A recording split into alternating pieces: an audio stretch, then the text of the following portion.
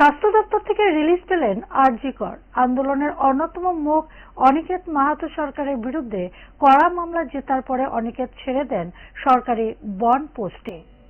Bond posting বা শাস্তিমূলক posting অবশেষে রিলিজ পেলেন আরজি কর আন্দোলনের অন্যতম মুখ অনিকেত মাহাতো।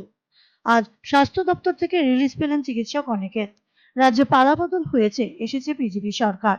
আগের সরকারের বিরুদ্ধে মামলা করেছিলেন চিকিৎসক অনিকেত মাহাতো, কিন্তু প্রয়োজনে যাবতীয় শর্ত পূরণ করার পরেও তাকে রিলিজ দেয়নি সরকার।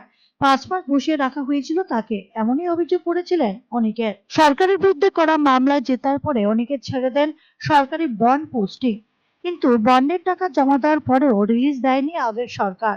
তবে রাজ্যে পালাবদলের পর অনিকেত মাহাতোকে রিলিজ দিল স্বাস্থ্য ভবন। কাউন্সিলিং এর সময় ফার্স্ট ইয়ার সিনিয়র রেসিডেন্ট হিসেবে অনিকেত মাহাতোর নাম ছিল আরজি কর মেডিকেল কলেজে।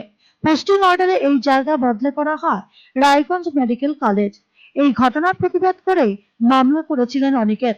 তবে মামলা জিতে যাওয়ার পরেও বাস্তবে সেই অর্ডার বাস্তবায়িত হতে সময় লেগে গেল 5 মাস।